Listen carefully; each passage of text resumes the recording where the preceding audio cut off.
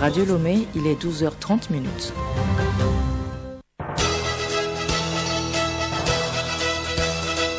Le journal Hélène Assabi. Mesdames et messieurs, bonjour et merci de rester avec nous dans ce journal.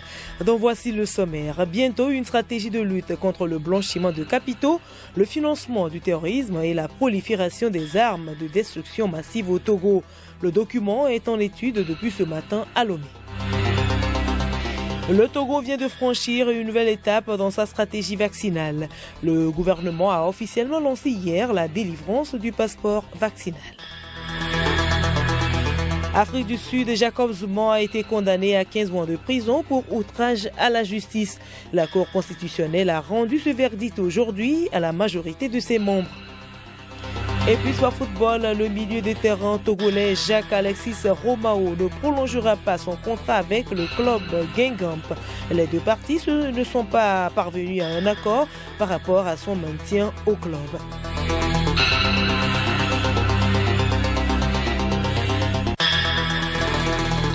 radiolomé.tg. Auditeurs de Radio Lomé, à nouveau bonjour. Le Togo aura bientôt sa propre stratégie de lutte contre le blanchiment de capitaux, le financement du terrorisme et la prolifération des armes de destruction massive au Togo. Un atelier de validation du dit document est en cours de validation depuis ce matin à Lomé. À terme, il permettra de lutter contre ces fléaux. Marie-Claire Pagnot. La stratégie nationale LBC-FT-PADAM est un document de politique qui indique les priorités et les actions à mener. Elle offre une visibilité aux différents acteurs de la lutte et marque la volonté de l'État à engager les moyens nécessaires pour sa mise en œuvre. Au cours de cet atelier de 2 jours donc, les 75 participants des secteurs publics et privés auront connaissance de la méthodologie d'élaboration de la stratégie, de même que ses grands axes et ses plans d'action. Il est question aussi de recueillir leurs contributions afin d'améliorer le document. Akitem Tcha Bignonzi, président de la cellule nationale de traitement des informations financières du Togo, CENTIF Togo. Nous avons déterminé les menaces, notamment les lacunes, les manquements, les vulnérabilités. Il faut maintenant surseoir à ces menaces afin que nous puissions répondre aux standards internationaux, notamment les 40 recommandations du GAFI. Il faut des actions à mener pour enrayer ces manquements. Donc ces actions sont décrites dans le plan d'action et dans la stratégie nationale. Nous avons fait plusieurs réunions pour le document. Maintenant, il faut qu'il soit validé par les techniciens en la matière. Tous les partenaires doivent faire des observations pour améliorer le document. C'est l'objectif de cet atelier. Le projet de stratégie nationale de LBC-FT a été élaboré en février 2021 avec l'appui technique des experts mis à la disposition du Togo par le projet Okwar M, financé par l'Union européenne.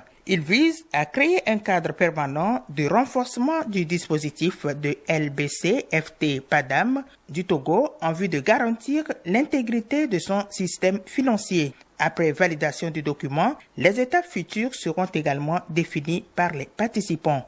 Retrouvons le président du CENTIF, Akitem Bignonzi. Lorsque la stratégie nationale LBC-FT est validée, il faut l'adoption après. L'adoption se fait par décret de l'autorité. Et donc, nous allons envoyer un projet de décret suite à cette validation pour l'adoption par décret. Après ça, il faut faire une conférence de presse pour vulgariser ça auprès des partenaires au développement pour qu'ils puissent saisir tant soit peu 1 ou 2 actions dans notre stratégie pour nous aider au niveau technique et financier même. Autre sujet dans ce journal, il s'agit du démarrage ce mardi à Lomé de la vulgarisation du guide national d'élaboration d'un plan de développement communal. C'est à travers une série de 20 ateliers qui auront lieu sur toute l'étendue du territoire national. Charlotte Ahar. Il s'agit pour les organisateurs de faciliter l'appropriation du contenu du guide par les parties prenantes du développement communal. Edjeba Essomanam, ministre délégué chargé du développement des territoires. Les collectivités territoriales se doivent de définir leur politique de développement local et les priorités de financement des projets relevant de leur domaine de compétences. L'exercice des compétences des communes requiert un nouveau cadre référentiel harmonisé de planification qui puisse les orienter sur le processus de la planification de leur développement. Ce guide permet d'accompagner les acteurs communaux. C'est une étape importante du processus de décentralisation. Ambassadeur de l'Union européenne au Togo, Joachim Tasso Villalonga. La campagne de vulgarisation qui débute aujourd'hui facilitera la pleine appropriation du contenu du guide par les différentes parties prenantes du développement communal. Pourront ainsi se prévaloir des outils et méthodes performantes et efficaces pour accomplir l'aménagement du territoire. Je tiens à réaffirmer la volonté de l'Union européenne à poursuivre son soutien au processus de décentralisation au Togo. L'initiative est saluée par l'ambassadeur d'Allemagne au Togo, Matthias Veltin, que nous écoutons. C'est le lieu pour moi d'adresser mes sincères félicitations au gouvernement togolais pour sa mise en œuvre de sa vision de modernisation du pays. Le processus d'actualisation du présent guide national d'élaboration d'un plan de développement communal a été inclusif et participatif. Je salue l'implication de toutes les parties prenantes et leur engagement.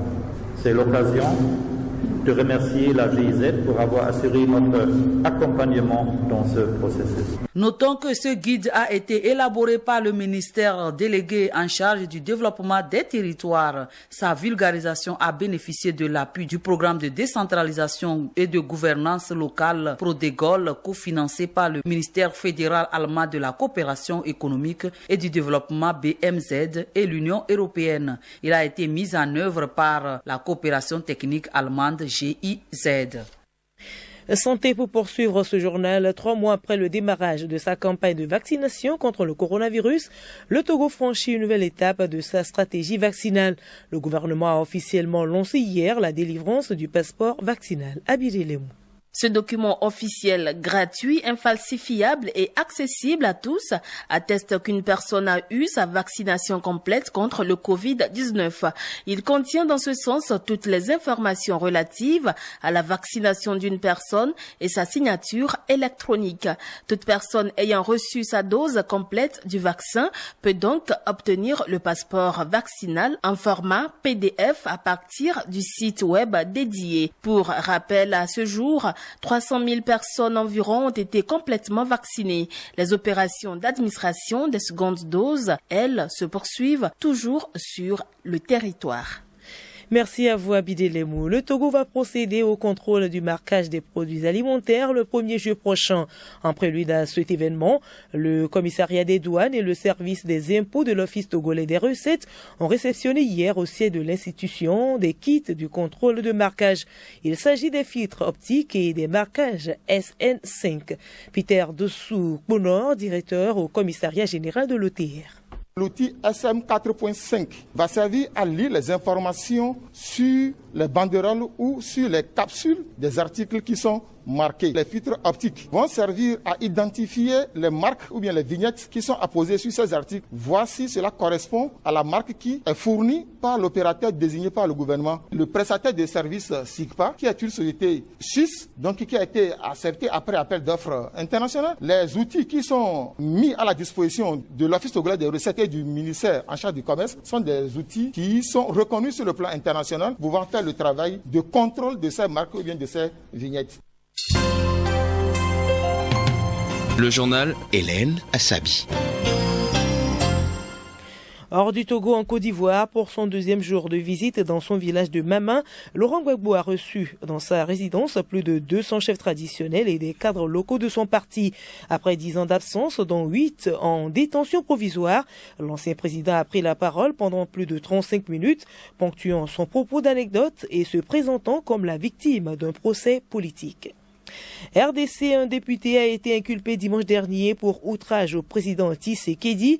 Le député Jean Bosco Assamba est mis en prison pour avoir traité le président de menteur dans une vidéo devenue virale sur les réseaux sociaux. Cette injure de l'honorable fait allusion aux multiples promesses non tenues par le président. Le porte-parole de l'AMICA voit en cette arrestation la répression politique et exige sa libération immédiate sans condition. Le gouvernement éthiopien a décrété lundi soir un cessez-le-feu unilatéral et inconditionnel au Tigré, où les forces loyales aux anciennes autorités de la région ont repris la capitale Mekele.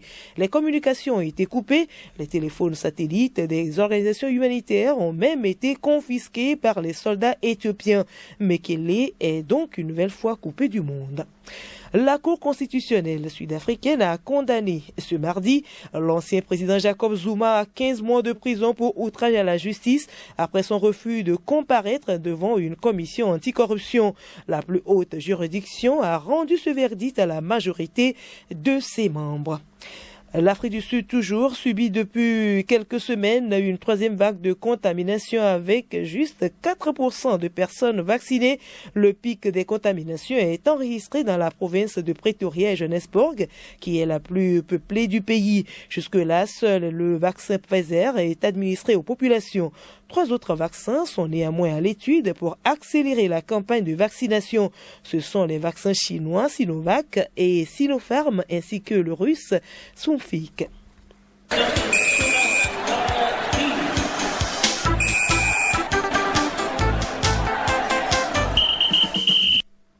Sport football, l'échec de Kylian Mbappé en tant que 5e tireur dans les séances des tirs au but face à la Suisse entraîne toujours les critiques. Mais la légende brésilienne, le roi Pelé, lui apporte tout son soutien.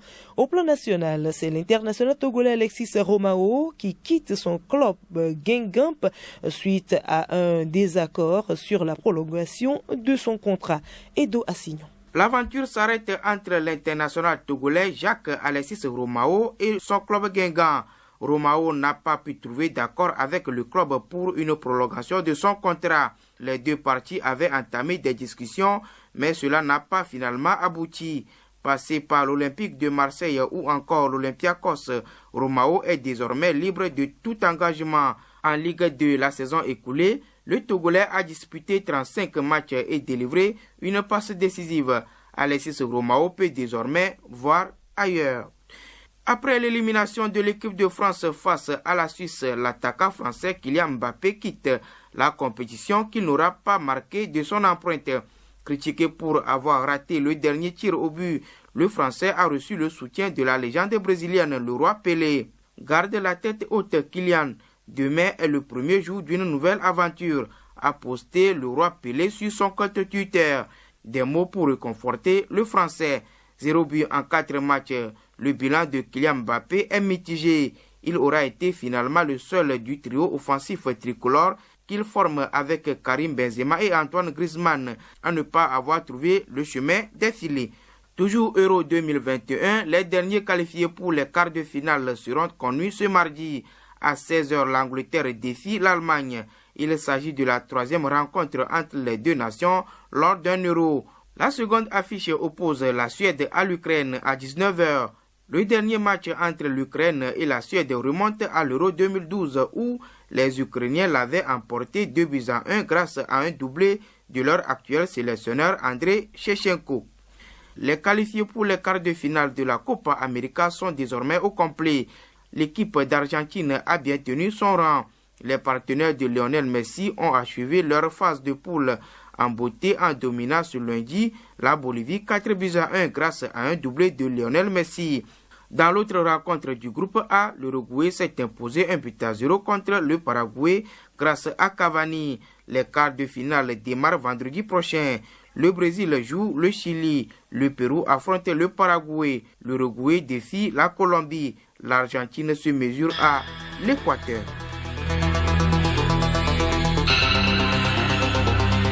Point final à ce journal. Merci de votre aimable attention. Le rappel des titres. Bientôt une stratégie de lutte contre le blanchiment de capitaux, le financement du terrorisme et la prolifération des armes de destruction massive au Togo. Le document est en étude depuis ce matin à Lomé. Le Togo vient de franchir une nouvelle étape de sa stratégie vaccinale. Le gouvernement a officiellement lancé hier la délivrance du passeport vaccinal. Et puis Afrique du Sud, Jacob Zuma a été condamné à 15 mois de prison pour outrage à la justice. La Cour constitutionnelle a rendu ce verdict aujourd'hui à la majorité de ses membres.